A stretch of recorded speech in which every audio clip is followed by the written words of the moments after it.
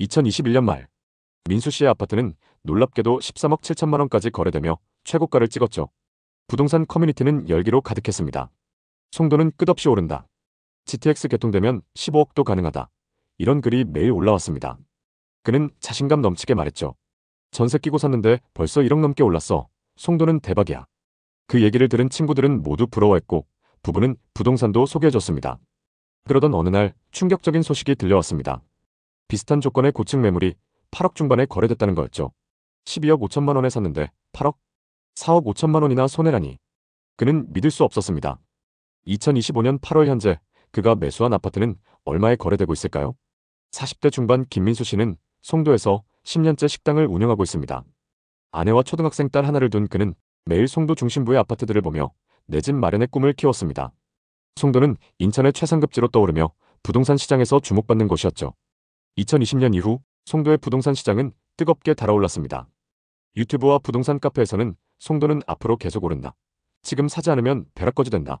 이런 말들이 쏟아졌습니다. 민수 씨도 매일 밤 유튜브를 보며 송도의 부동산에 푹 빠져들었죠. 특히 송도 센트럴파크 주변의 아파트가 눈에 들어왔습니다. 전용 84타입이 2019년에는 6억 중반이었지만 2021년에는 이미 12억대에 거래되고 있었죠. 그때 갭투자라는 단어가 민수 씨의 뇌리를 스쳤습니다. 전세를 끼고 매수하면 적은 자본으로 내 집 마련이 가능하다는 이야기에 귀가 솔깃했죠. 당시 전세 시세는 6억 8천만 원. 현금 5, 6억이 있으면 매수가 가능하다는 계산이 나왔습니다. 민수 씨는 아내와 밤늦게까지 상의했습니다. 지금 아니면 송도에서 집 사는 건 불가능할 거야. 아내도 고개를 끄덕였죠. 우리도 이제 내 집을 가져야지. 부부는 저축과 대출, 부모님의 도움을 받아 자금을 마련했습니다. 2021년 8월 민수 씨는 센트럴파크 주변 아파트 전용 84타입을 12억 5천만 원에 매수했습니다. 전세를 6억 8천만 원에 놓고 나머지 5억 7천만 원은 대출과 저축, 가족의 도움으로 충당했죠. 계약서를 쓰는 날 민수 씨는 가슴이 두근거렸습니다. 드디어 송도에서 우리 집을 샀어. 이건 투자이자 미래를 위한 선택이야. 아내도 미소를 지으며 위치가 좋고 역도 가까우니까 더 오를 거야 라고 말했습니다. 이후 몇 달 동안 송도 부동산 시장은 폭발적으로 상승했습니다. 2021년 말 민수 씨의 아파트는 놀랍게도 13억 7천만 원까지 거래되며 최고가를 찍었죠. 부동산 커뮤니티는 열기로 가득했습니다. 송도는 끝없이 오른다. GTX 개통되면 15억도 가능하다. 이런 글이 매일 올라왔습니다. 민수 씨는 동네 부동산에서 만난 중개사의 말에 귀를 기울였죠. 송도는 글로벌 허브예요. 외국인 투자자도 몰리고 바이오 클러스터까지 생기면 대박입니다. 부부는 집값이 오르는 걸 보며 행복했고 민수 씨는 매일 새벽 센트럴파크를 산책하며 이곳이 우리 집이라는 생각에 미소가 절로 나왔습니다. 커뮤니티에서는 같은 단지 주민들이 이 아파트는 아직 더 오를 여지가 많다며 기대감을 공유했죠. 민수 씨는 속으로 생각했습니다. 우린 정말 완벽한 선택을 했어. 내가 타이밍을 잘 잡았구나. 친구들과의 술자리에서 그는 자신감 넘치게 말했죠. 전세 끼고 샀는데 벌써 1억 넘게 올랐어. 송도는 대박이야. 모두 부러워했고 부부는 실컷 투자 이야기를 했죠. 그 중에는 부동산 투자를 하지 않은 친구들도 있었는데 그들에게 부동산도 소개해주면서 투자를 권유했습니다. 마치 부동산 투자 고수가 된 것 같아 뿌듯했죠. 하지만 2022년 초 시장에 이상기류가 감지됐습니다. 미국의 기준금리 인상 소식이 들리며 국내에서도 금리 인상 이야기가 본격화됐죠.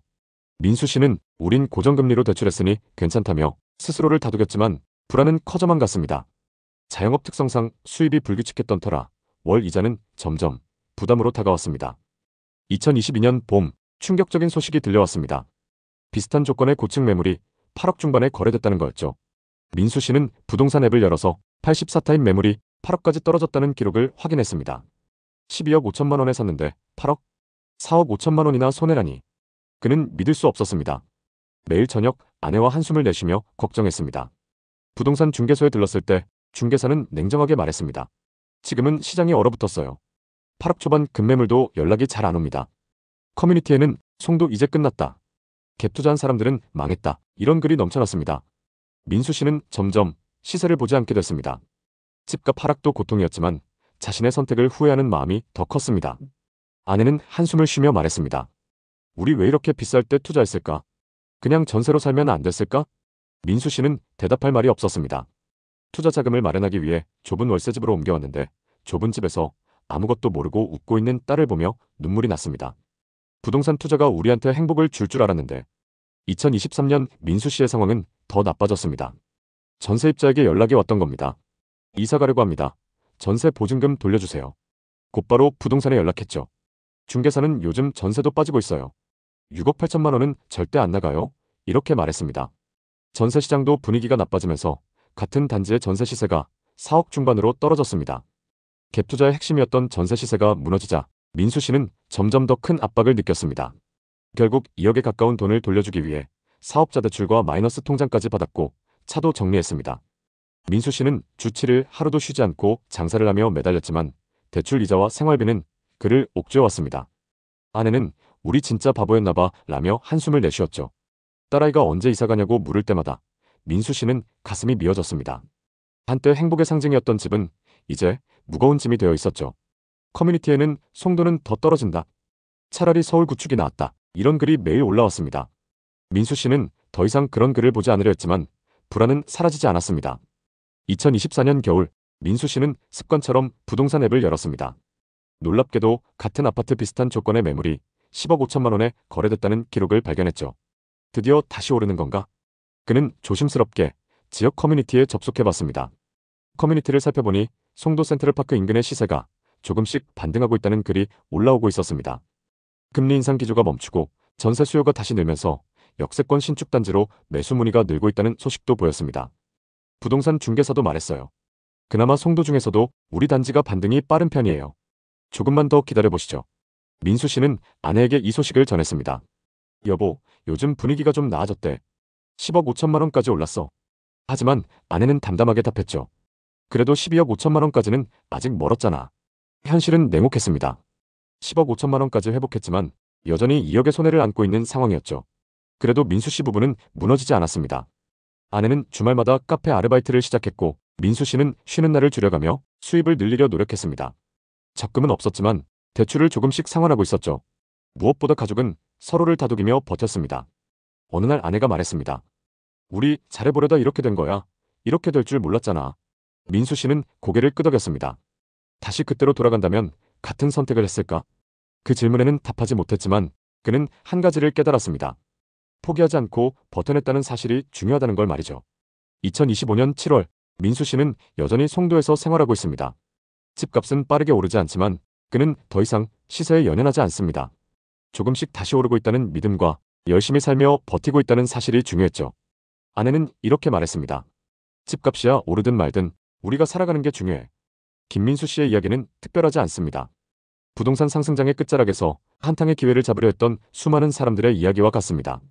송도는 한때 인천의 최상급지로 불렸지만 하락장에서는 투자 실패의 상징이 되기도 했습니다. 사실 하락장에서는 결국 버티는 사람이 승리하기 마련입니다. 앞으로 회복까진 많이 남긴 했지만 언젠간 고점까지 회복할 그날을 기다리며 열심히 살아가고 있다는 사실이 중요합니다. 모두가 지금이 기회다라고 외칠 때 그 기회를 주려는 사람은 큰 리스크를 감수해야 합니다. 반대로 모두가 끝났다고 말할 때 누군가는 조용히 기회를 만들기도 하죠. 부동산은 장기적인 싸움입니다. 또 집은 투자 대상이기 전에 삶의 터전입니다. 송도는 탄탄한 실수요가 있다고 강조하시는 분들도 있습니다. 서울에서 주거비용이 너무 오르다 보니 발전 가능성이 크다는 송도로 이주해 온 분들도 많고 송도 국제학교나 대학을 비롯한 교육 인프라를 선호하는 분들도 많습니다. 그러나 문제는 저금리 시절 지나치게 대출을 이용한 경우 금리 인상을 감당하지 못하고 금매를 던지는 사람들이 속출할 수 있다는 점입니다. 실제로 2022년 하반기부터 2023년에 걸쳐 송도에 급매물이 나온 사례가 많습니다. 대출을 받으려고 해도 금리가 높아 망설이고 그 사이 매물이 계속 축적되면서 가격이 더욱 빠졌습니다. 그렇다면 지금이 곧 바닥인지 아니면 더 빠질 가능성이 있는지 이런 질문이 자연스럽게 나오게 됩니다. 송도는 여전히 거래량이 부족합니다. 그만큼 수요가 적다는 뜻이고 빠른 회복을 장담하기 어려운 상황입니다. 송도 부동산 시장을 단기적으로 보면 보합세를 유지할 가능성이 높습니다. 다만 장기적으로 보면 반등할 가능성도 있는데요.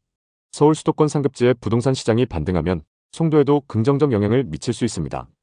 또 GTX 노선 공사가 빠르게 진행되거나 추가 개발 호재가 현실화되면 수요가 회복될 수 있습니다. 만약 송도의 실거주 목적이라면 1에서 409에 입지가 좋은 단지를 우선 고려하되 장기 거주 계획을 세우시는 게 좋습니다. 투자 목적이라면 GTX 등 호재의 진행 상황을 자세히 점검해야 합니다.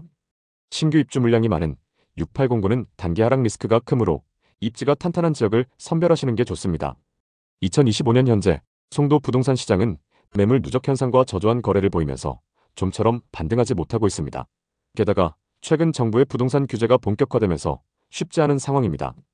일부 단지는 최고가에 비해서 50% 이상 하락하며 투자자들에게 큰 손실을 안겼고, 마이너스 프리미엄 사례는 분양권 시장의 불안감도 키우고 있습니다. 그럼에도 송도는 국제 비즈니스, 교육, 교통 인프라 등 여전히 잠재 가치를 갖고 있습니다.